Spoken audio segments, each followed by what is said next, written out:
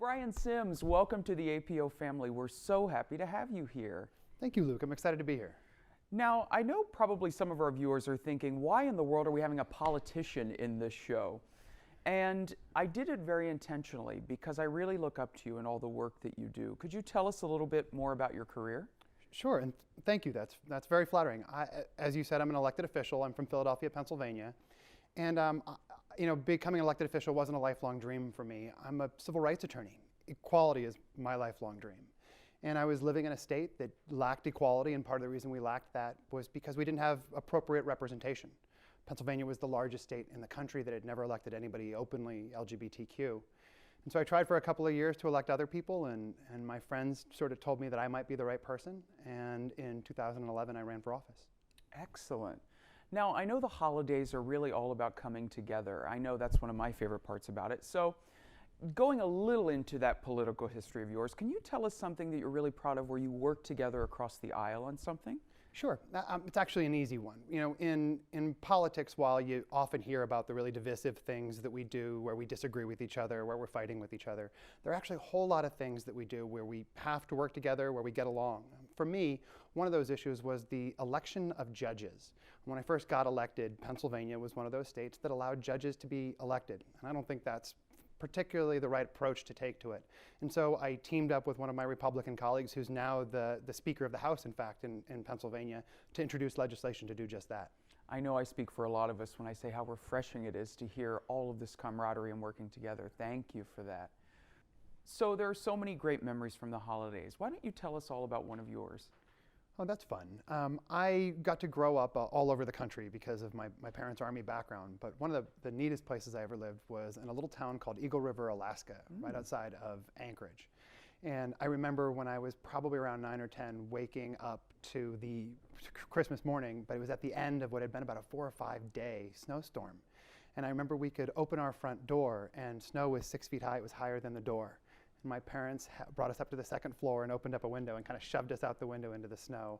It was a pretty memorable Christmas day. I love that. Now, I assume you did live in an igloo while you were in Alaska? Of course I lived in an igloo. Exactly. I could build one right now if we had the time. Well, look at all this snow around us. I mean, we got ample time, ample supplies. Sure.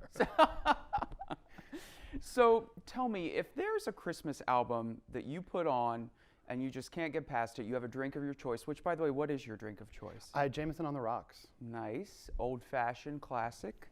So when you've got your Jameson on the rocks, what are you listening to? You know, in my head, I'm a lot more of a crooner than I am in real life, I suppose. And so I think I'm singing White Christmas. I love that. Beautiful. I'm particularly partial to the dogs barking Jingle Bells. I don't know how you feel about that. And by the way, don't you have a dog yourself? I do. I have a very, very obscenely large puppy, a Newfoundland puppy. Oh, beautiful. How old is your puppy? She's just about 2.5 years old, but giant dogs like that grow until they're 3 or 4 years old. And so I think I've got another 40 or 50 pounds to go with her. So something I think is really important about this show tonight is we're sharing it with organizations across the country, LGBTQ organizations. And I wondered if you might share how you came out, what led you to do that? Sure. You know, I had been considering coming out for a good chunk of my late teens, I think like a lot of LGBTQ people. But when I went off to college, I went to college to play football. And I did too, as you can tell. Yeah, I did notice that. I was going to talk to you about a 4-4 defense later if you've got the time. I don't understand any of those words. Sounds all coded. Exactly. You know, I went to college to play football, which I loved to do. And it was not something that I spent 4 years of college thinking, oh, I can't come out because I'm playing football. But my last year in college, I was at my twin brother's school. I was visiting my twin brother's school with a couple of friends. And one of those friends just finally asked me, you know, we were walking back to my car and he said, "Yo, Sims, are you gay?" And you know, for years I'd wondered how I would respond if they asked, and I thought I'd have a really cool answer, and instead I just said, "Yeah, man, thanks for asking. Like, jeepers, I'm so gay." And you know, we jumped in a car and drove about 2 hours, 3 hours to get back to my college, and my teammates asked me everything under the sun you could possibly ask a gay guy. And I knew at the time that I didn't have answers to most of it. My school didn't have a gay straight alliance or an LGBTQ group. And so I was sort of, feeling out the coming out process in real time with them, and they were really, really helpful for me with that process. And coming out to a football team isn't exactly the easiest thing some days, but for me, it was making sure that my friends and my family knew who I was and was going to live authentically, and they made it really easy for me to do. So for so many young people in this country, they don't find it as easy as others to come out. And if you had some advice to them, what would you give them?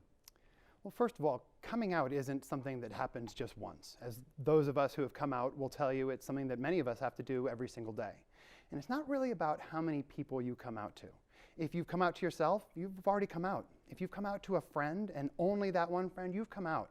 And so first of all, I want to make sure that people don't feel like they need to tell everybody around them all at once if they're nervous about that or if they're scared to do it. If you haven't come out to anybody, my advice to you is find the strangest girl you can. Find that weird girl in your class and come out to her. She wants you to. I want you to come out to her. We all have that friend in our lives. And I think that's just the beginning. Start talking about what it means to be out. And once you use that language, it's really hard to put it away. So the holidays are times when we all come together as a family. And I know, again, there are so many people, young people, older people, who are with their family and they don't really feel comfortable to be themselves. So tell me, if you were talking to the family members, what would you say to them to help them understand and maybe start to build that bridge? I think for a lot of us, when we struggle with our family or when we think that our family is struggling with us, really what we're afraid of is that we're afraid of their expectations not being met or our own expectations not being met. And so I have found that one of the really great ways of sort of battling through that, if you will, is to talk about what people's expectations are for one another. I know that my parents, when I was growing up, envisioned me having a wife and having children.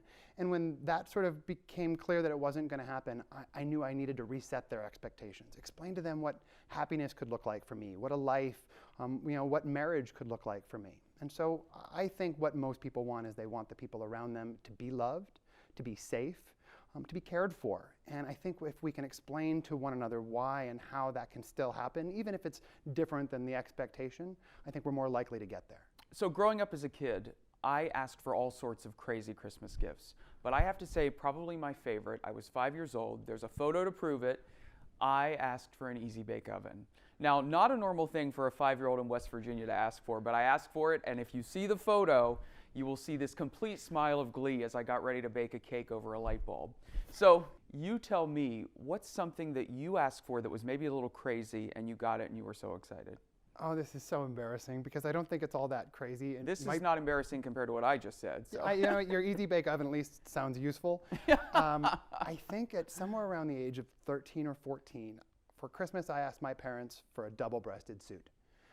I don't exactly know what a little gay kid at 13 years old needs with a double-breasted suit or why he wants to look like he's in the mob. But for me, when my twin brother was getting, sports stuff and my kid sister was getting Barbies, and I somehow wanted to be in a three-piece suit. I know that you're a fan of drag, and can you tell me what it's like being here on set with all of these drag queens? It's a couple of different things. One, it's just aside from being very exciting. I have seen these queens, as they've sort of proliferated across the United States and across the world, and watching them get to sort of show off their talents, show off their skills, is something that I think that is really endearing. I think it's part of the reason that all of us enjoy watching drag queens. But to be here and to be able to work alongside of them is a bit of a dream. I care deeply about the work of equality, and I know as an elected official that pop culture has done more for my equality than any Congress has ever done or any elected official has ever done. And so to know that these queens are changing the culture that I live in, that will make life better for me or for a 10-year-old me, is really powerful. Thank you so much for being with us. Now you're officially a part of the APO family, just like everybody watching, and we're so lucky to have you. Thank you, Luke. I'm very excited to be here.